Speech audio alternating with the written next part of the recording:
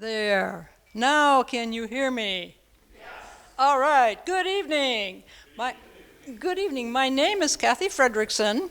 I am the senior warden here at St. Paul's. On behalf of our entire congregation, I'd like to welcome you to this special program featuring the Church of the Holy Apostles Episcopal Church in Oneida, Wisconsin. From the historical perspective, for centuries prior to the American Revolution, the Oneida Nation controlled millions of acres of dense forest, beautiful lakes, and rivers in what is now New York State. Because of westward colonization, the original people were forced to yield land and seek a new life in the central United States. The Oneida Nation began negotiations with the Menominee and Ho-Chunk Nation for land in Wisconsin in 1821. In 1822, the territory, the Oneida Nation purchased a large section of land in territory that would become the state of Wisconsin. Led by Eliezer Williams, an Episcopal minister reputed to have been the long-lost Dauphin of France, and Chief Daniel Bread, the first movement of the Oneidas to Wisconsin settled in what is now the Grand Chute or Kokana area. Dubbed the First Christian Party, this group of 448 people were tribal members who had embraced Christianity. Official reservation borders were established in 1838. Joining us tonight to share the story of Oneida's children's homecoming is the Reverend Roger Patience, current rector of the Church of the Holy Apostles Episcopal Church in Oneida. He's joined by church member and tribal council member Kirby Metoxen, who was instrumental in this homecoming. Please welcome the Oneida people.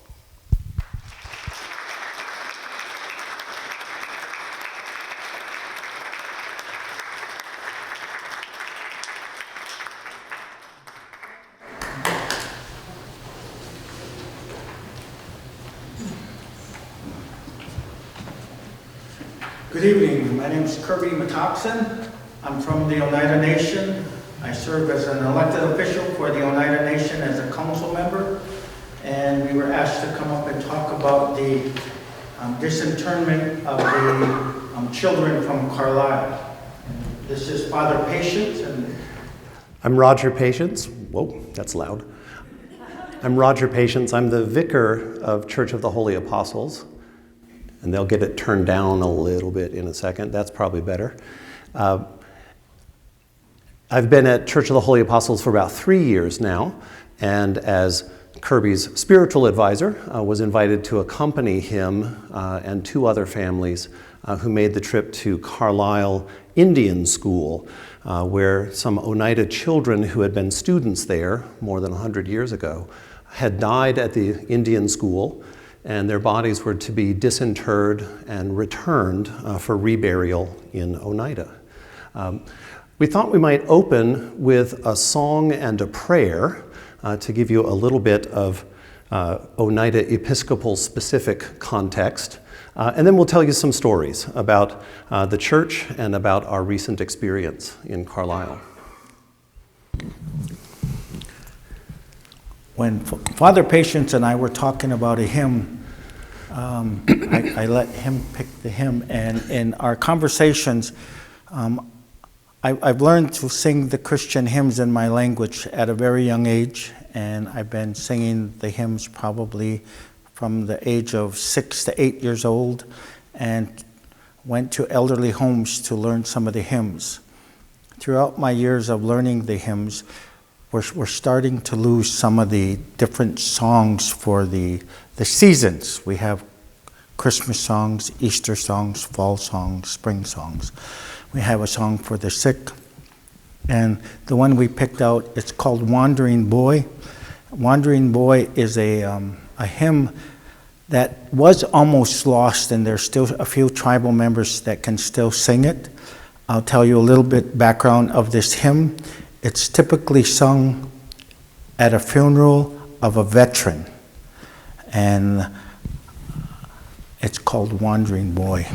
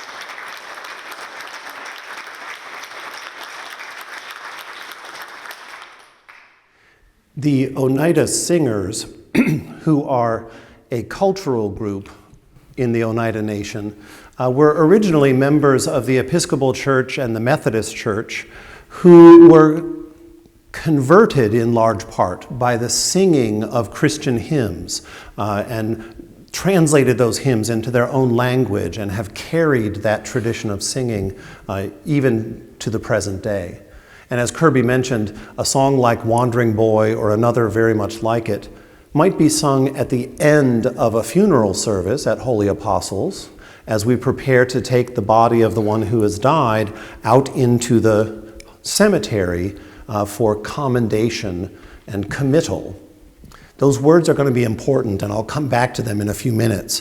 But one of the prayers that we pray at the commendation of someone who has died is this: Into your hands, O merciful Savior, we commend your servant. Acknowledge, we humbly beseech you, a sheep of your own fold, a lamb of your own flock, a sinner of your own redeeming. Receive them into the arms of your mercy, into the blessed rest of everlasting peace, and into the glorious company of the saints in light. We do a lot of funerals at Church of the Holy Apostles, but the funeral that we celebrated this past summer was unusual because it was a funeral for 3 children who had died more than 100 years before while they were far from home at the Carlisle Indian boarding school. I asked Kirby maybe to say a word or two about how the invitation to bring them home even came about. And then I thought we would share with each other the stories of what we experienced in June when we went to Pennsylvania with 2 other families.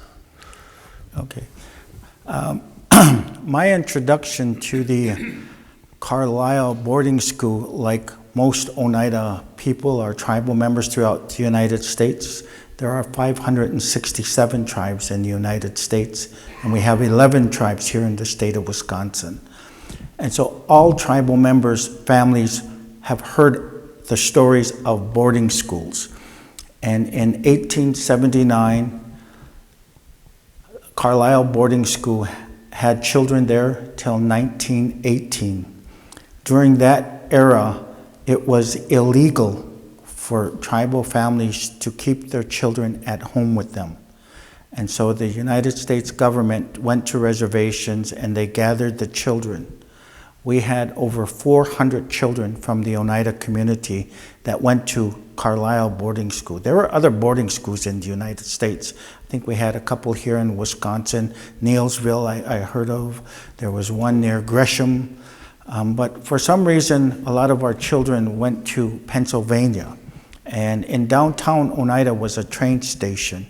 And I was very fortunate to have first stories. My great aunt, which would have been my last great aunt, she died at age 97.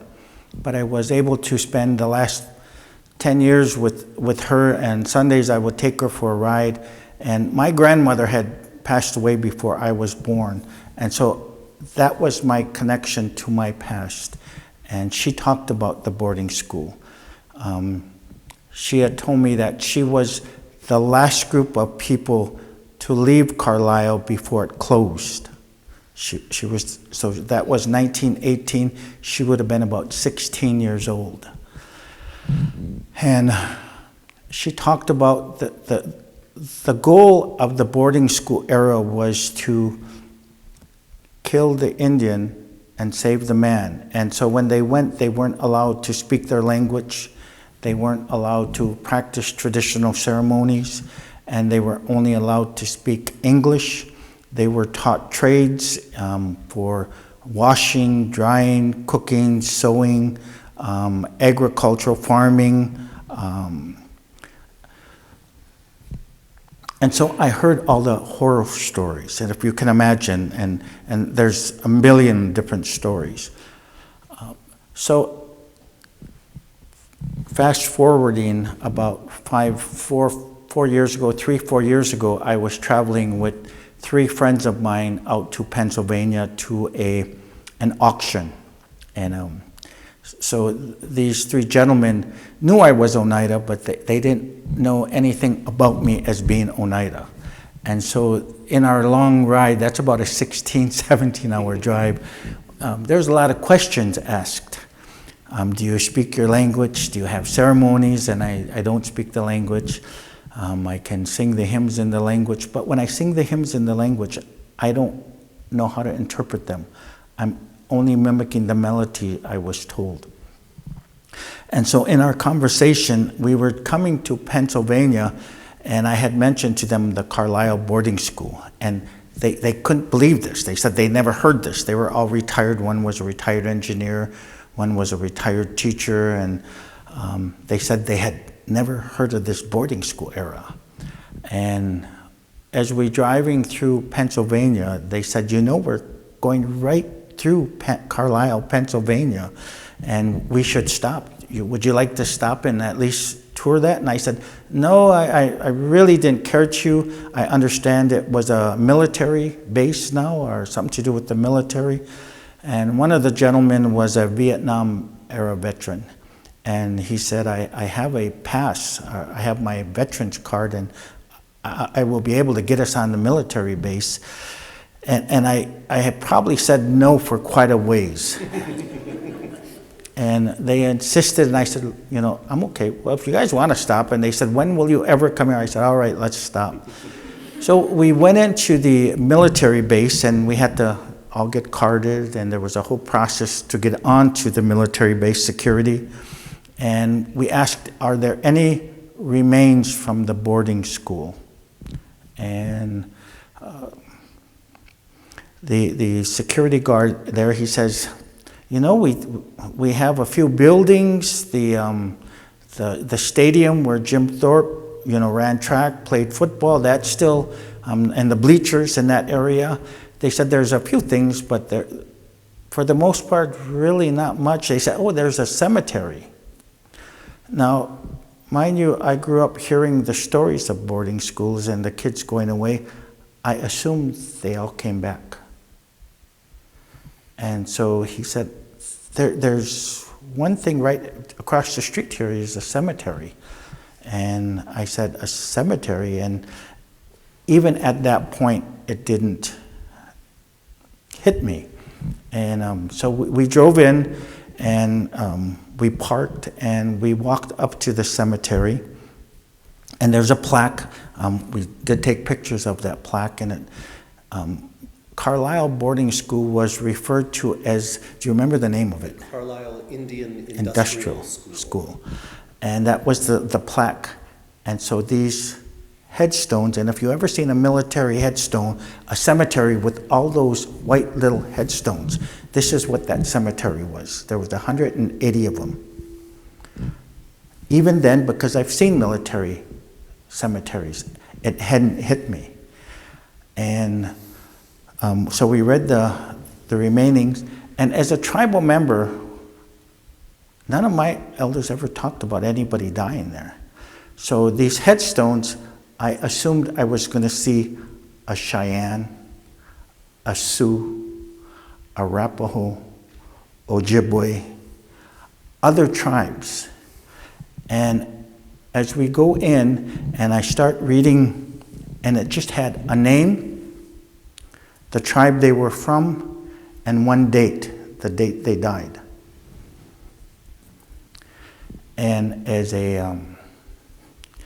my friends, we walked into the cemetery, and it's just like walking into a cemetery. There was no emotion really with it. It was people I don't know. And as I'm walking along, I see Jemima Coulon.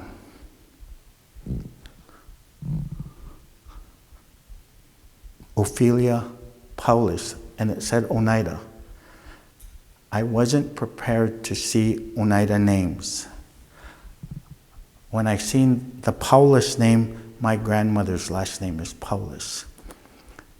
I walked further and I seen my mother-in-law's last name, Wheelock. And I think about the third or fourth one, the name on that headstone was Melissa Matoxen. And my niece, her name is Melissa Matoxen. And I took a step, and I froze, and I think it was just taking that breath, and I just sobbed. It was overwhelming. The friends I was traveling with, they stopped in their tracks, and they didn't understand. I think it caught them off guard. It caught me off guard because I wasn't prepared for that emotion to surface. And my feelings at the time was, these kids didn't ask to be here. How come nobody came to get them? And so I'm now elected as a tribal leader. And one of my, I guess, goals for myself was to help bring some of these children home. And so I started doing research and finding out that the Arapaho tribe was one of the first tribes to have some remains brought home, and contacting them and hooking up with the Army Corps of Engineers. Now it gets kind of confusing, and maybe you can explain some of that between the Army Corps of Engineers, the boarding school, and the military today. Absolutely, absolutely. What Kirby mentioned is that Carlisle today is an Army barracks. It was an Army barracks during the Civil War, and after the Civil War was not needed as an Army barracks because the colonial settler movement was all westward. And so the Army was needed farther west than Pennsylvania. And so Carlisle was turned to a new use by being turned into the Indian Industrial Boarding School by Richard Pratt, who was the Army officer who founded Carlisle as a school for Indians. That was in about 1879. So 1879 to 1918, Carlisle functioned as an Indian boarding school.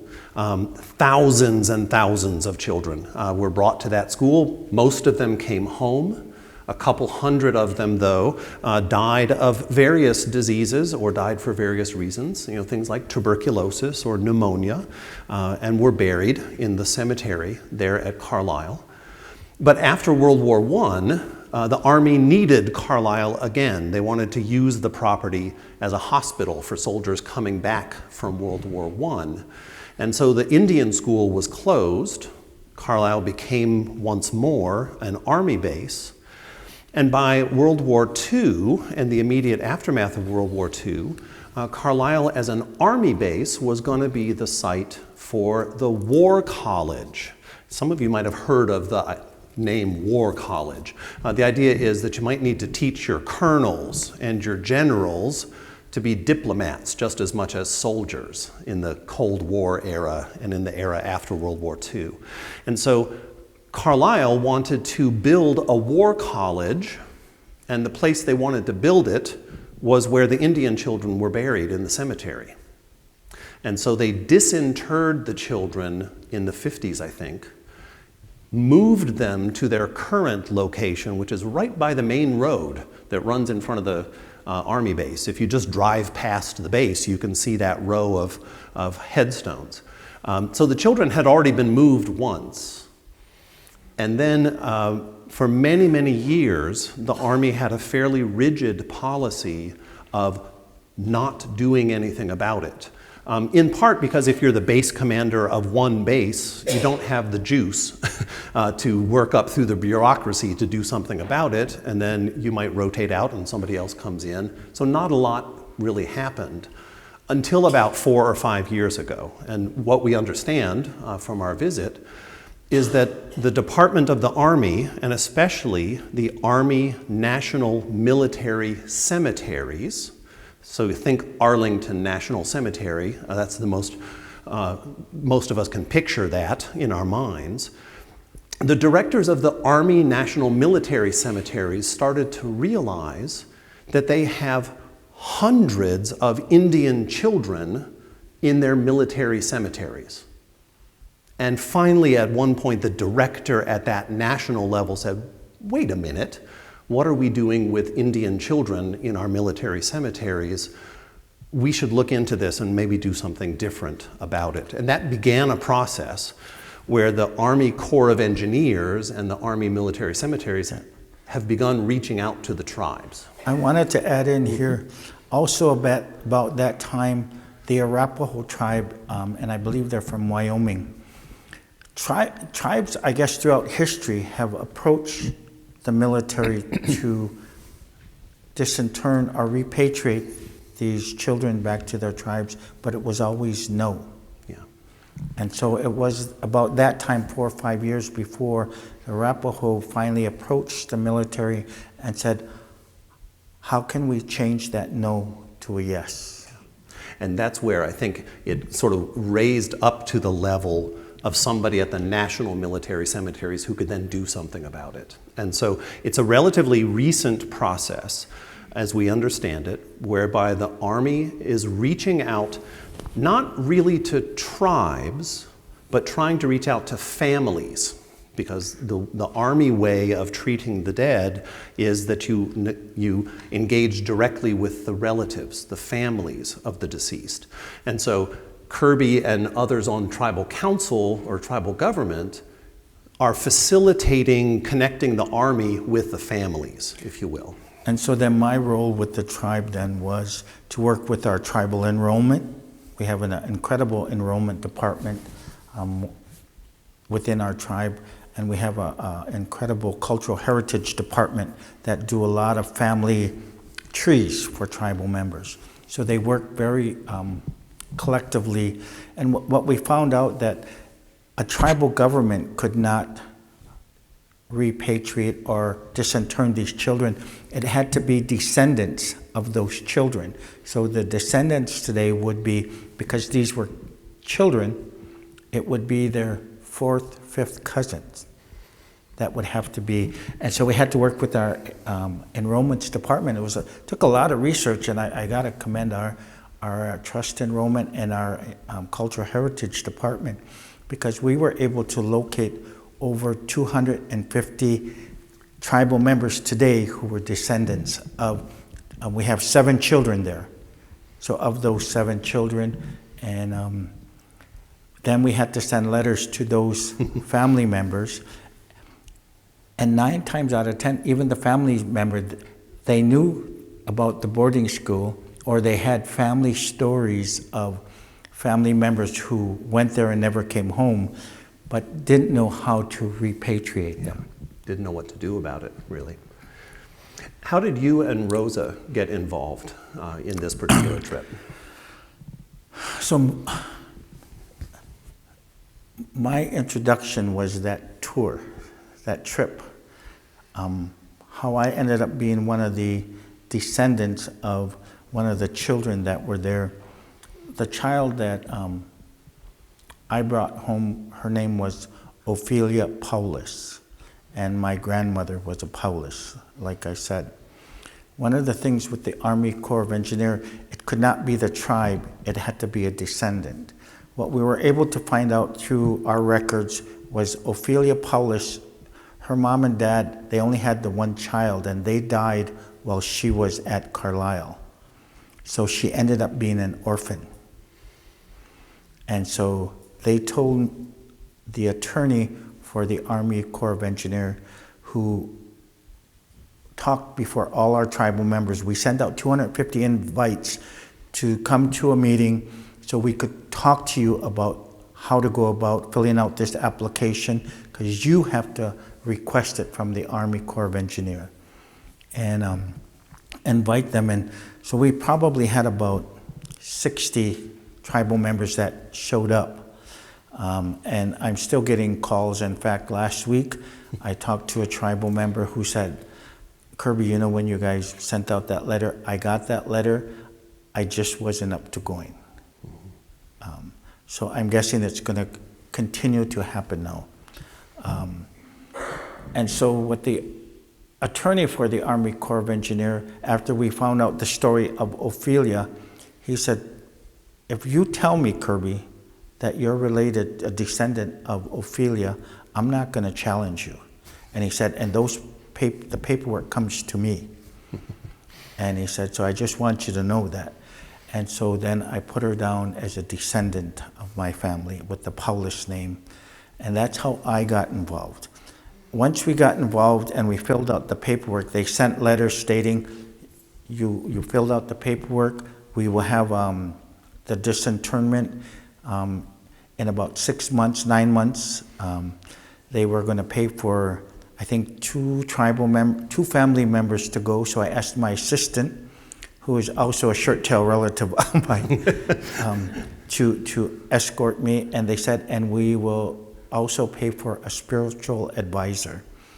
2 of the other families are more traditional, and they go to our traditional ceremonies. So they asked somebody in the longhouse to escort them on this. And I was thinking, this is a spiritual advisor position that's paid for, and I've never done anything like this.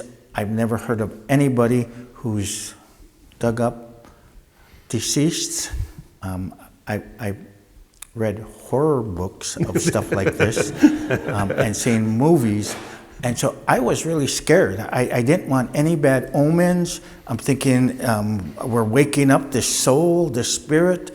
Mother Earth, we're disturbing Mother Earth. And I wasn't sure how to do it safely and right. And as a Christian and a member of Holy Apostles, I thought, you know, my spiritual advisor is the priest at the church. And so I made a trip up to Father Patient's office and kind of brought you up to speed where I was at, and said, as a spiritual advisor, would you escort me to Pennsylvania, Carlisle, and bring the remains home? And that's how you came in. That's how we got connected.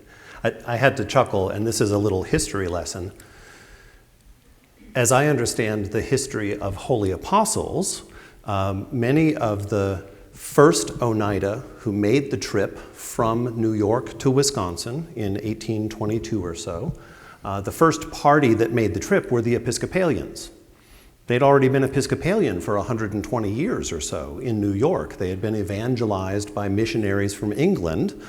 So they had been Episcopalian. They'd even sent a delegation over to see Queen Anne in England in the early 1700s. Kirby's relatives have been Episcopalian for 300 years.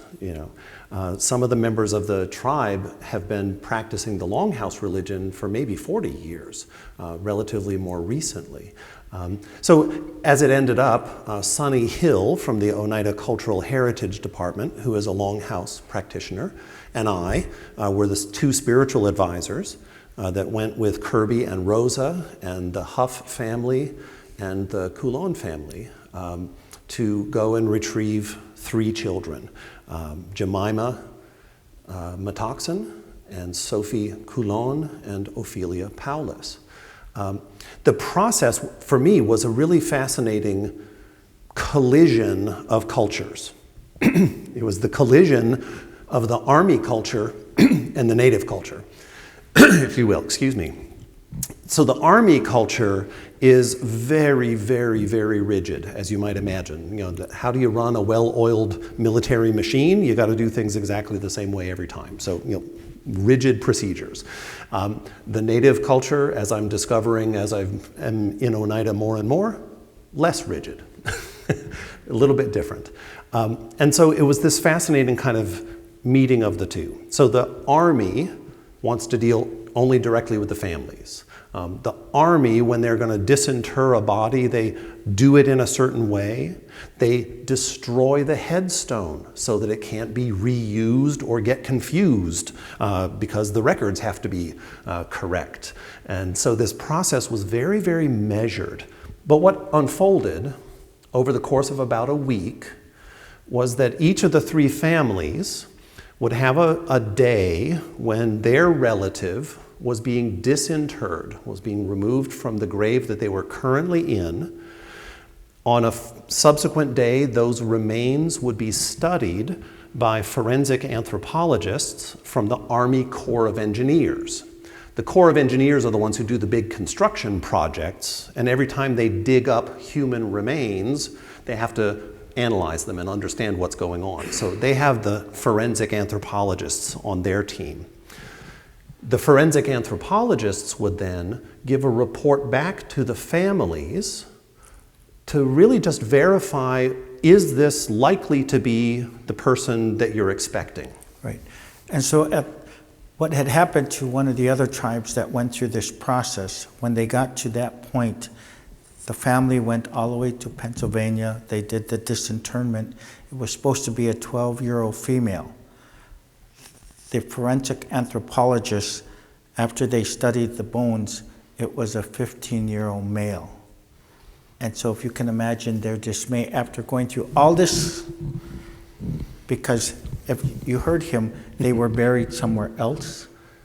They were reconsumed there and put somewhere else. And so now going forward, before you can even, you go through all this process, that's still not guaranteed that when they dig up the remains that it's who you thought it was. And so there's, as a tribal member, I really thought this was going to be a piece of cake, just get them kids home. And in the back of my mind, I'm thinking, I don't know them, but yet I know them. And so when we went and they showed us where they disinterred, they dug the grave out, and they had another tent where the remains were put on a black sheet of paper, like a velvet, and only that was remaining was the skeletal remains, and not all of them, just pieces from the head to the toes. And so they tell us what we're going to see, and I was thinking, I don't want to see that. And as I'm sitting there thinking, and they told us when we were ready, we'll come and get you. So I'm still thinking in my mind, well, I don't need to go to all that stuff. And sitting there, I thought, these kids, nobody was there for them. And I thought, I'm going to be there with them for their whole journey. And so I went in. And so when I went in, I wasn't expecting emotions to come up. And it was quite, and it's been really, really comforting with having Father Patience there, you know, and have you heard all the terminology? We was talking about the military and everything. That's why we're giving him that part of the story. If we pick up from there. Absolutely, absolutely.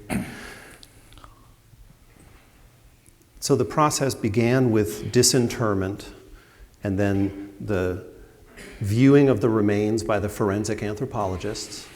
The forensic anthropologists then communicating with the families what they found, confirming that this is the relative that you think it is, also giving some insights into, you know, perhaps how they died. For example, you know, one of the children had died of tuberculosis, and there was scarring on the ribs, I believe, because of the tuberculosis. So the forensic anthropologists were just the most amazing, you know, gentle teachers, you know, helping us kind of understand what was going on. And then the process concluded with the wrapping of the bodies into a new box that would then go into the coffin in which they would be returned to the families and then transported back here to Wisconsin for reburial. Now, I want to say a word about the spiritual advisors, because as much as the emotions of the families were coming to the fore, I have to say, as a priest, I've done a lot of burials, but I've never done a disinterment. I don't know if Father Guy has ever done a disinterment either. So when Kirby invited me to come with him, I started calling my priest friends and said, "Does anybody have any prayers for a disinterment? Do you just like reverse the words or something?" You know, I wasn't exactly sure how that was supposed to work, right? Because that's not something that we usually do. So as Father Patience was going through that at his end, on my end, because we have traditional ways and Christian ways, That's right. I was collecting a tobacco pouch. I had some cedar, sage. I had some holy water in a little vial. That's right. I had a crucifix on my neck. So I wasn't sure what I all needed to make sure that. That's right. And the Oneida cultural advisor, Sonny Hill, and I were probably engaged in a similar process. You know, Sonny was making sure that he brought the sage and the feather for smudging and the tobacco and the other things that he and the two families would need for their traditional ceremonies. I wanted to make sure that I brought our Book of Common Prayer with its funeral prayers and, you know, some of those other useful elements that Episcopalians love. We like to have something written down. That's our comfort zone. But I have to say, in terms of the spirit of the week, the first thing that impressed me was Sonny and his first prayer. Sonny's first prayer was a prayer to the children, apologizing to the children for disturbing their rest, and reassuring them that we would take as good care of them as we could, and that we would return them to Oneida and put them back in the earth where they belonged just as quickly as we could. That was how he was moved to begin praying for the families that he was helping. And it occurred to me as he was telling me that when we do a funeral in the Episcopal Church, we end the service with a commendation and a committal. We commend the one who has died to God's loving care, and we commit them to the earth. And it occurred to me that throughout the entire week that we were in Carlisle, these children were never out of God's loving care. They were out of the earth temporarily, but the grace and the respect that the Corps of Engineers and the diggers and the forensic anthropologists showed to the remains of those children, they could not have been better cared for during that brief time that they were out of the earth. Just to add to what he's saying, so through that process, as we were sitting there and they wrapped them, and the wrapping of the remains for me reminded me of the cloth that Christ was wrapped in. It was the same kind of cloth. And they had white gloves on. Their motion was ever so slowly, every piece, and when I say the skeletal remains, there were pieces of fingers, of arms, of the legs, maybe a finger, but they would wrap each one and move so slowly when they put it into the casket, or to wrap it in the cloth, and it was done so respectfully and solemn, and like he said, the respect they had, it was just incredible. That's right. That's right. We were invited at that wrapping ceremony on the last day, if we wanted to offer prayers during that time. I believe that Sonny offered prayers with his two families that were more to do with protection. That is to say, protect us from being in the presence of the deceased. My prayers were guided more by what I saw the forensic anthropologists doing, by the grace that they displayed, the gentleness and respect that they displayed. And I was moved to pray for them and ask to anoint their hands with oil, because their hands were instruments of healing for Kirby and Rosa, for the other two families. Such a respectful and beautiful process. The military culture then reasserted itself, if you will, because the last part of the formal process was the formal handover of custody of these children from the army to the families.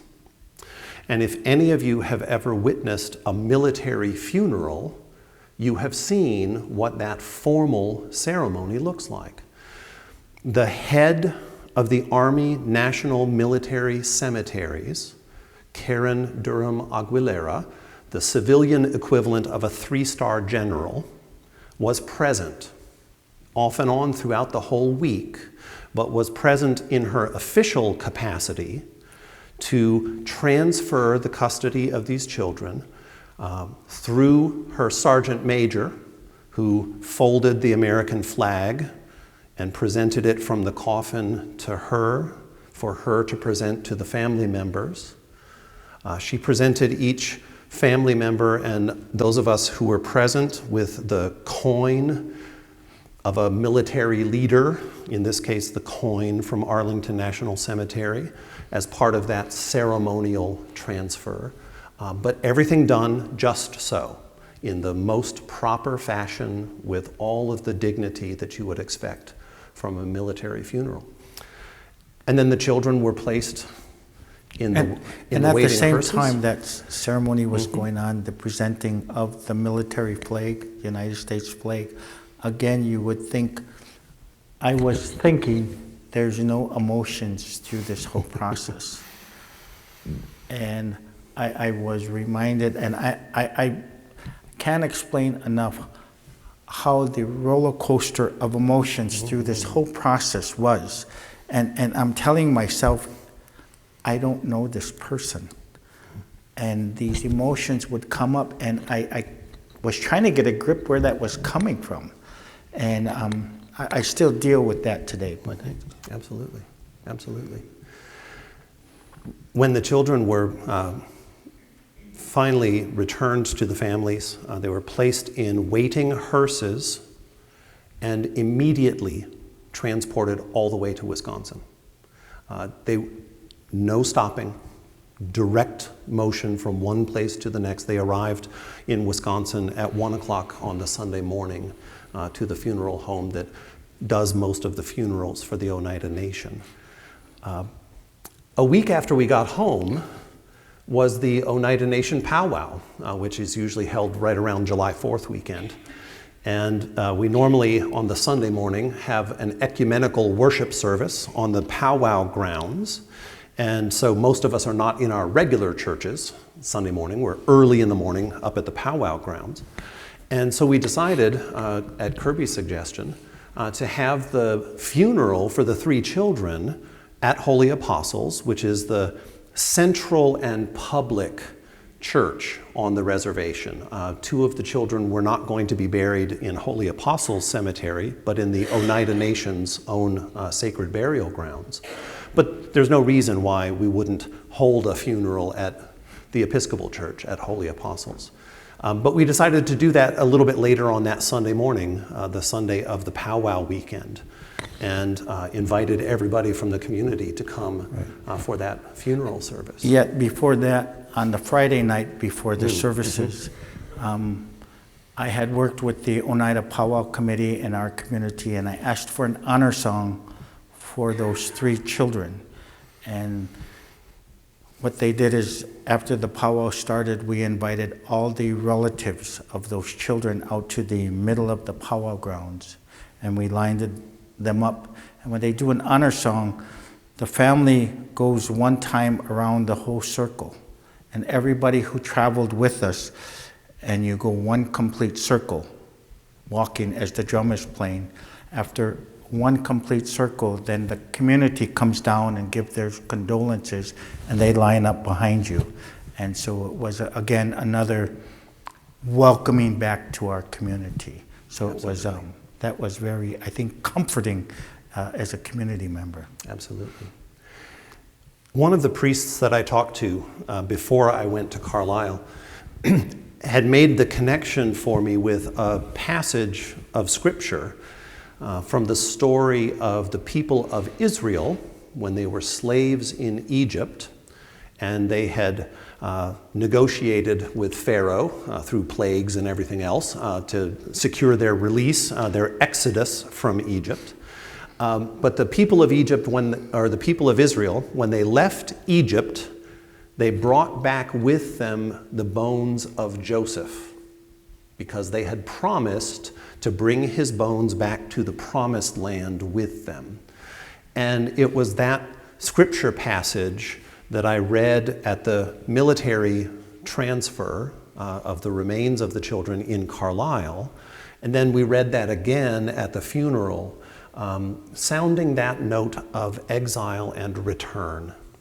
You know, the Oneida people know what exile is about, because they were exiled from their own homeland, from New York to Wisconsin, so many years ago. The children who went to the boarding schools know what exile is about, because they were exiled from their families.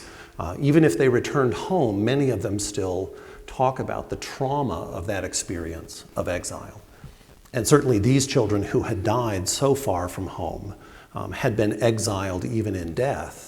And part of our work was to bring them home, to return their bones, to be with their families, to be again surrounded by their nation, by their relatives. So that theme, which never would have occurred to me before, a priest friend of mine suggested, and it turned into something that I have held on to ever since. Throughout this process, too, is in our community, we have Oneidas throughout the state of Wisconsin. As you know, we have Oneida over this way on Melchert. But in our community, there was, you know, Wisconsin's like your hand. Up in Door County, we had a family of tribal members, Metoxins, that lived up in Sturgeon Bay. And my parents knew about them, my grandfather knew about them, and we called them the North Side Metoxins. We were the South Side Metoxins. And I just knew that growing up, I'm thinking, why did they go to Sturgeon Bay? But this unique experience, that one of the families were those Metoxins. And they had 12 kids, and the last one was a boy. Their children were, the older children were taken to the boarding school, and one of the daughters that went never came home. And because they were going to reservations and taking the children by force again. Family members were in panic when you had families, when you had children. That particular family moved to Sturgeon Bay, and if anybody's been up to Sturgeon Bay, it's cherry picking up there. And so the family moved into a middle of a cherry orchard in a little wooden shack. And the father left Oneida because he didn't want them to take his children. That family stayed up in Sturgeon Bay. They're still there. The descendants of that family are still in Sturgeon Bay. I didn't know how they got there, but to find out this kind of related to them being up there. And they hid out in the cherry orchards. They worked the apple orchards up there. The father ended up being working on the shipyard, and he kept them away from Oneida, and that's probably about an hour and a half distance. But that's how they ended up being there and finding out their story on this journey. That's right. And I think in a way the conclusion of the story, at least of this particular chapter of it, we reflected with the tribal liaison from the Army Corps of Engineers about the experience of different tribes in this process of seeking to have resolution about what to do about children. Some tribes, he was telling us, choose to leave the children where they are, that because of the way they believe, they would rather not disturb a child who has died and been buried. Other tribes, like the Oneida, some family members will choose to have the children disinterred and brought home. So it's a complicated negotiation. He remembered well that experience with the Northern Arapaho, where family members came expecting to bring a child home, but were not able to because it was the wrong child, because there had been a clerical error in marking where the new grave for a particular child was. And so I think it was a hopeful conclusion, in a way, to this season's work, in that all three of the Oneida families who made the trip brought a child home, that the process was so full of grace and of respect and of generosity. Everyone, I think, who worked with us could not have been kinder or more respectful. So I think there's a sense of hope that as news media came and covered the funeral and reported on this experience, that they were reporting on a good experience, and that perhaps it would be encouraging to other tribal families whom the Army might speak to in the future, that this is a process that is potentially a good one, a healing one. So I think the final journey for me has been that going through this experience and all the wrongs that have been done to Native people, this was an opportunity for the Army Corps of Engineers to right a wrong and pain and bringing those children back to the reservation. Absolutely. Absolutely. I think that's just about the end of anything that we supposedly prepared. So at this point, we might invite any questions that you all have, if there's something that we could explain further. For either one of you or both of you, if I understood correctly, there are still 4 children that you think are Oneida still in that. Yes.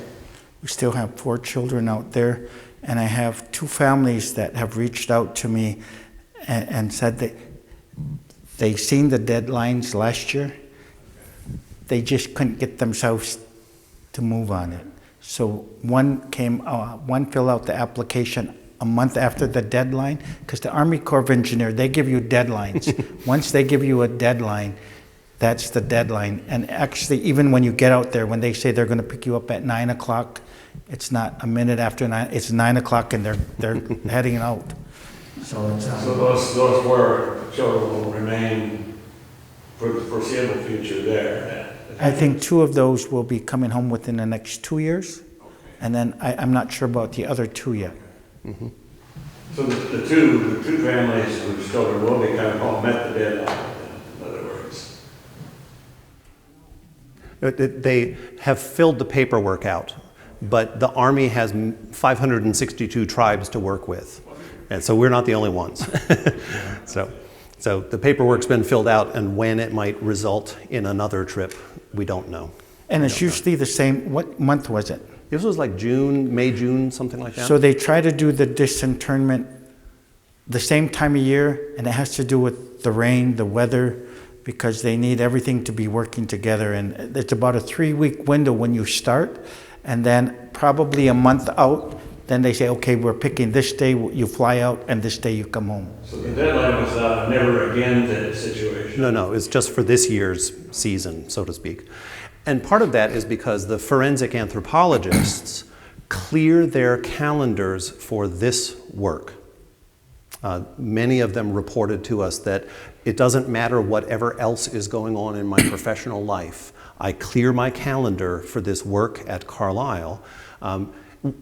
In part, one of them said, because I never actually get to talk to a family like this. Usually I've dug someone up who's 10,000 years old. Here I actually get to speak to human beings about what I'm discovering, and they treasure that moment as well. So. I also want to say, I want to thank you guys, thank Evie for inviting us out here. There was 2 things that happened to me out in Carlisle. Father Patience set up a meeting with the priest from the base, and we got a chance to meet with him, and he was retiring. And in our conversation with him, he had been by that cemetery all these years, looked at it as a military cemetery, and it kind of caught him off guard that these were children. That was one experience that I had out there, that this story has to be told. The other one was the hotel we stayed at was about 10 miles away, and we were there for 5-6 days. One of the days I was in the lobby, there was 2 gentlemen, and I was just talking to them, and they said, "Where are you from?" I said, "Wisconsin, I'm here for," and I asked them, "Do you know where the Carlisle military base?" He said, "Yeah, I grew up here my whole life," and both of them worked at the hotel we were at. And the one gentleman said, "Yeah, I grew up right in that neighborhood. I rode my bike by there every day as a kid going to school, and I was telling him why we were there, that those headstones," and he said, "Yeah, all them white headstones." I said, "Those are children." And he never knew that. He never knew there was a boarding. He was born and raised there, adult, and knew nothing about it. So again, I want to thank you for the invite to come out here and share the story. Absolutely, thank you. Other questions? The boy that they interned, I thought was a girl, turned out to be a boy. What happened there? So, what one of the forensic anthropologists told us they discovered was, in their cut and dried way, they would have expected the records to be telling them the right story because it looked like everything was panning out. They could tell, for example, that all of the children were disinterred and reinterred really at the same time. It was a single project, and probably there was one carpenter who made all the boxes, because the nails were in the same pattern on every single box. You know, somebody had said, make 180 boxes, so he made 180 boxes. And they had maps, clear map of cemetery number 1, clear map of cemetery number 2, and the numbers looked like they should have just transferred 1 for 1 for 1. Turns out that in that same file, there was a scrap of a corner of paper that said something like, C1 is really in B2. Well, you don't look at the scrap first, you look at the map first. But it turns out that the scrap was telling the truth, that the scrap of paper actually told where the proper children could be found. I don't know if they're able to circle back with that same family to come and get the child who's in the different grave. I don't know that. But they were telling us the story about the additional detective work that they had to do to try and piece together what had actually happened. Yeah. But in the end, that child stayed there and the family went home. Yeah. So they may come back for a second chance, but we don't know. We don't know that for sure. But that story, I have to tell you, scares me to death because we run a cemetery at Church of the Holy Apostles. That's hard. It's complicated. And now I'm a little bit worried that we've got scraps of paper in the bottom of our files somewhere, because I know that some of the maps don't actually match some of the other maps. And the scarier part is my uncle was in charge of the cemetery. Right. Yeah. We know who the problem is, and it's us. It's us. Because yes, managing a cemetery is kind of complicated. Yeah, good question. Are you going to write a book about this? This sounds like something that we should share with so many people. Well, I'm not going to write a book about it, I don't think. Partly because we have a noted Oneida historian already in our congregation. So I'm going to do a little shameless plug here. Gordy McClester is a longtime member of Church of the Holy Apostles. He's a longtime Oneida historian. He has co-written 15 books of history on the Oneida Nation. In fact, when I came to the Holy Apostles 3 years ago, I was presented with a reading list. Here you go. And his most recent book, I'm sorry? Exactly. His most recent book just came out this summer, and it's a book called The Wisconsin Oneidas and the Episcopal Church. The subtitle is A Chain Linking Two Traditions. Gordy tells the story of a sort of metaphor, if you will, of a chain between the Oneida and the Episcopal Church that sometimes needs to be polished if the relationship's not been terribly good. So sometimes we need to get back together, polish the chain, and treat each other well. Sometimes it's been good for a long time, but the chain is getting stretched or broken in places and we need to repair it. So his most recent history is about the relationship between the Episcopal Church and the Oneida people. I'm surrounded by historians, and so I want to let them do their work first. The Kirby, Oneida Business Committee also meets every other week on a Wednesday. And so this coming Wednesday, we will be honoring Gordy McClester at one of our meetings, and his family's coming up. So it will be this Wednesday about 9 o'clock, and we'll be presenting him with honors and for all his work that he's done. And he's in his probably close to 80s. He has diabetes. He's with a walker. I think he's legally blind now. So we're hoping he makes it there. And the next day, on Thursday, he'll be doing a book signing and a discussion of his new book at the parish hall right across the street from Holy Apostles. So long answer to a short question, but like Kirby, I'm committed to making sure that the story gets out there. I was impressed by the work of the Army Corps of Engineers and the folks from the National Military Cemeteries, the forensic anthropologists. I think they treated Kirby and Rosa and the other two families with all of the gentleness and kindness at their disposal. I think that's a story that's worth telling to encourage others to engage in this process. The other thing that I'm impressed with is when we buried the remains in Oneida and the service was over, I thought that was the end. And things like this kind of pop back up, and it keeps moving things forward. That's right. So again, thanks, Evie, and letting us share this story with you. Indeed.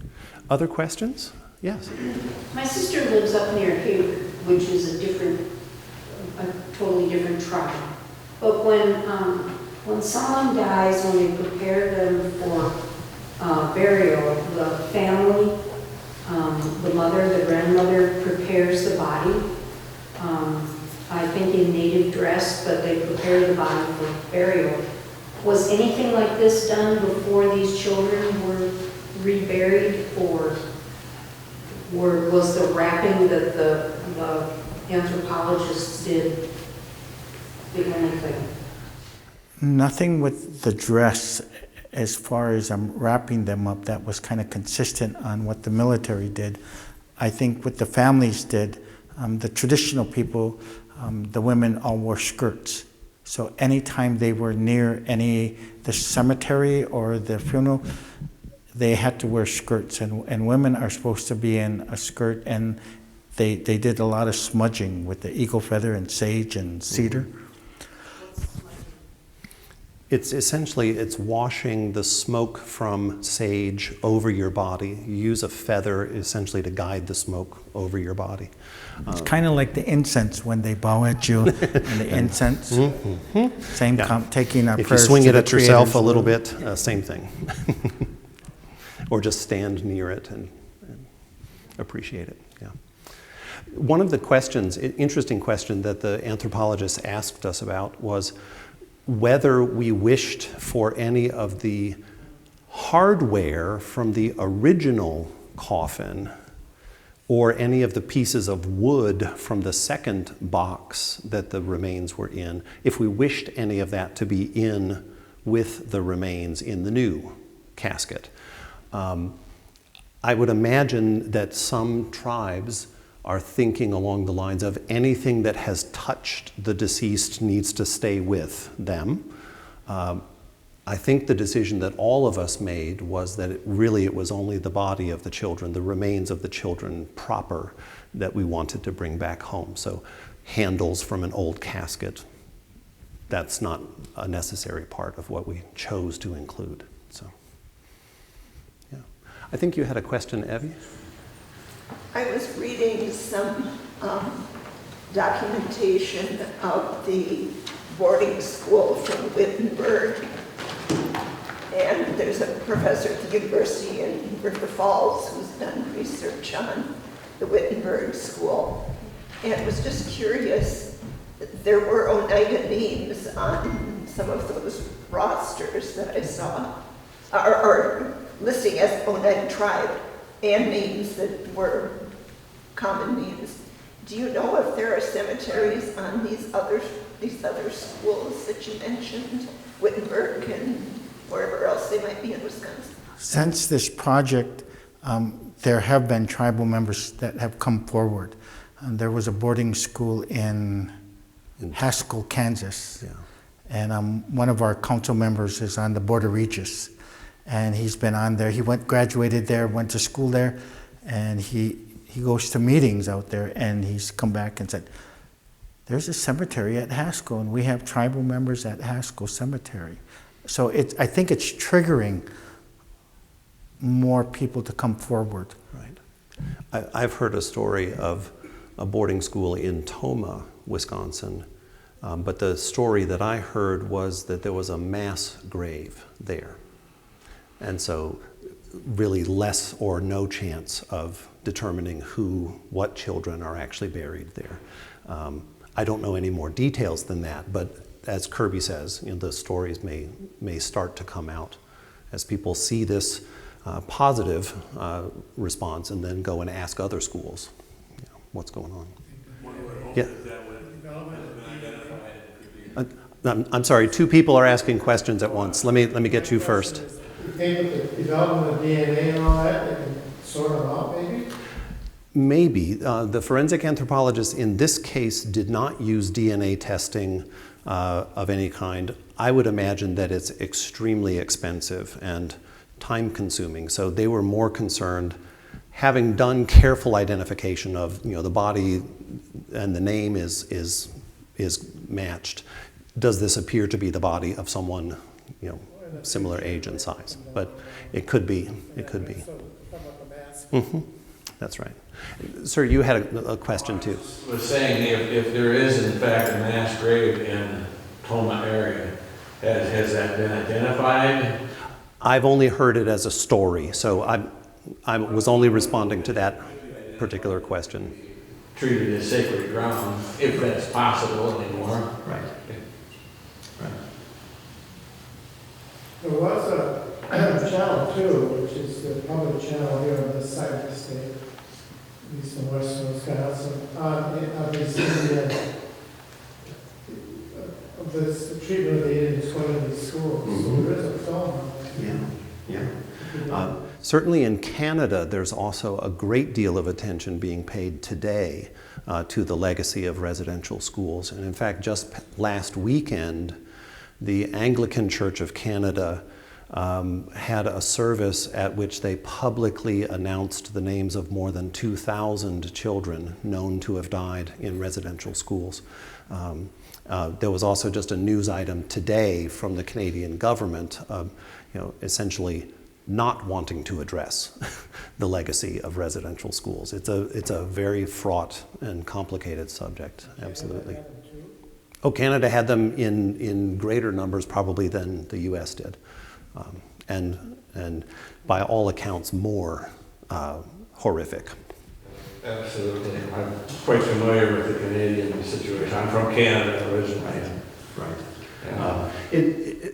One of the things that I've learned about that era in American history, is that in some ways the U.S. government was looking to be free of the burden of caring for Indian nations with whom they had treaties.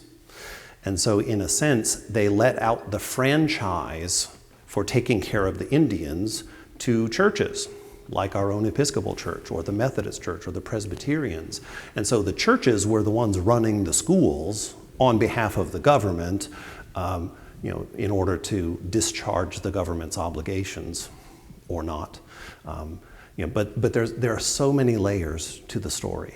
Carlisle happens to be a military and school kind of story, but many others were church schools, which introduces a whole other layer of agony.